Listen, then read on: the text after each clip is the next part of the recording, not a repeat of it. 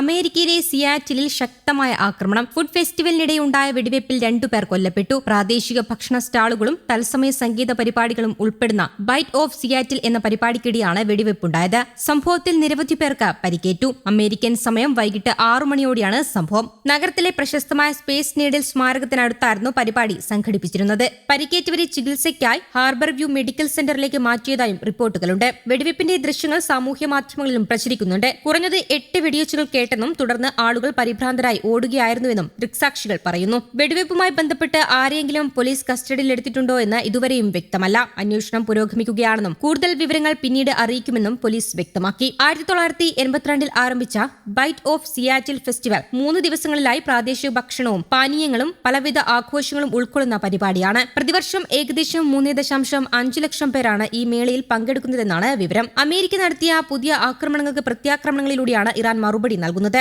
ഒരു US താവളത്തിന് നേരെ ആക്രമണം നടത്തിയതായി ഇറാന്റെ ഇസ്ലാമിക് റവല്യൂഷണറി ഗാർഡ് കോർപ്സ് വ്യക്തമാക്കി. ഇറാന്റെ തെക്കൻ മേഖലകളിലാണ് അമേരിക്ക ആക്രമണം നടത്തിയത്. ബന്ദർ അബ്ബാസ് വിമാനത്താവളത്തിന്റെ സമീപ മേഖലകളിലാണ് ആക്രമണം നടന്നത്. ഇതിന് മറുപടിയായി അമേരിക്കയുടെ ആക്രമണത്തിന്റെ ഉറവിടമായി പ്രവർത്തിച്ച വ്യോമതാവളത്തിൽ ശക്തമായ ആക്രമണമുണ്ടായി. ടെഹ്റാന്റെ ഏറ്റവും പുതിയ പ്രതികരണം അമേരിക്കയ്ക്കുള്ള ഗൌരവതരമായ മുന്നറിയിപ്പാണ്. ആക്രമണത്തിന് മറുപടി ലഭിക്കാതെ പോകില്ല എന്നും IRGC കൂട്ടിച്ചേർത്തു. കഴിഞ്ഞ ദിവസം രാത്രി അമേരിക്ക ഇറാന്റെ സൈനിക താവളം ലക്ഷ്യമിട്ട് പുതിയ ആക്രമണങ്ങൾ നടത്തിയിരുന്നു. ഹോർമൂസ് കടലിടുക്കിലെ വാണിജ്യ കപ്പൽ ഗതാഗതത്തിന് ഭീഷണിയുയർത്തുന്ന ഇറാന്റെ 4 ഡ്രോണുകൾ US സൈന്യം തടഞ്ഞു. ഇവ വെടിവെച്ചിടുകയും ചെയ്തതായും ഉദ്യോഗസ്ഥർ വ്യക്തമാക്കി. ഇതിനു പുറമെ 5ാമതൊരു ഡ്രോൺ വിക്ഷേപണത്തിന് തയ്യാറെടുക്കുകയായിരുന്ന ഇറാനിയൻ താവളത്തിന് നേരെയും ആക്രമണം നടത്തിയതായി US ഉദ്യോഗസ്ഥൻ വ്യക്തമാക്കി. ഹോർമൂസ് കടലിടുക്ക് എല്ലാവർക്കും വേണ്ടി തുറന്നിരിക്കുമെന്നും അനുയോജ്യമായ സമയത്ത് അമേരിക്കൻ സൈന്യം കടലിടുക്കിൽ നിന്നുള്ള ബോട്ടുകൾ വിട്ടയക്കുമെന്നും അദ്ദേഹം കൂട്ടിച്ചേർത്തു. ഇറാനുമായി 3 മാസമായി നിലനിൽക്കുന്ന സംഘർഷം അവസാനിപ്പിക്കുന്നത് ലക്ഷ്യമിട്ടുള്ള ചർച്ചകൾക്കായി ക്യാബിനറ്റ് യോഗം ചേർന്നപ്പോഴാണ് ട്രംപ് ഇക്കാര്യം വ്യക്തമാക്കിയത്.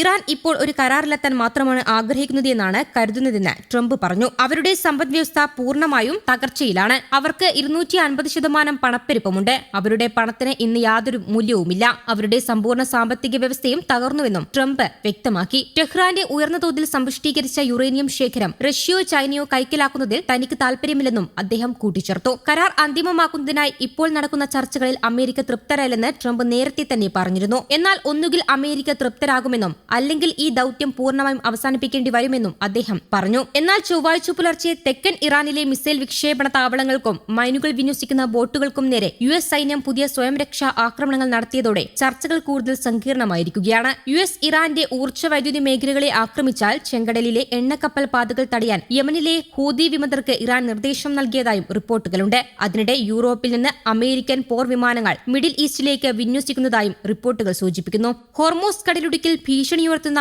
ഇറാൻ സൈനിക കേന്ദ്രങ്ങൾക്ക് നേരെ US സെൻട്രൽ കമാൻഡ് വീണ്ടും കനത്ത വ്യോമാക്രമണങ്ങൾ നടത്തി. ഇറാനിലെ തന്ത്രപ്രധാനമായ 2 പാലങ്ങളും റെയിൽവേ ജംഗ്ഷനുകളും തകർത്തതായി റിപ്പോർട്ടുകളുണ്ട്. ഹോർമൂസ് കടലിടുക്ക് പിടിച്ചെടുക്കാനുള്ള നടപടികൾക്ക് പിന്നാലെ ഇറാനിലെ ജനവാസ കേന്ദ്രങ്ങളിലേക്കും അമേരിക്ക ആക്രമണം വ്യാപിപ്പിച്ചിരുന്നു. തുടർച്ചയായ 6ാം രാത്രിയിലും US സൈന്യം ഇറാനിൽ നടത്തിയ വൻ ആക്രമണത്തിൽ 8 പേരും കൊല്ലപ്പെട്ടു. 20 പേർക്ക് പരിക്കേറ്റിട്ടുണ്ട്. US ആക്രമണത്തിന് കനത്ത മറുപടി നൽകുമെന്ന് പ്രഖ്യാപിച്ച ഇറാൻ ഗൾഫ് മേഖലയിലുള്ള US സൈനിക താവളങ്ങൾക്ക് നേരെ മിസൈൽ ഡ്രോൺ ആക്രമണങ്ങൾ നടത്തി. സിറിയയിലെ US സ്പെഷ്യൽ ഓപ്പറേഷൻ കമാൻഡ് സെന്ററിന് നേരെയും ഇറാന്റെ ഭാഗത്തു നിന്നും ആക്രമണമുണ്ടായി. കൂടാതെ ഖത്തർ, കുവൈത്ത്, ബഹ്റൈൻ എന്നിവിടങ്ങളിലെ US താവളങ്ങളെയും ഇറാൻ ലക്ഷ്യമിടുന്നുണ്ട്. News desk Kerala Kaumudi.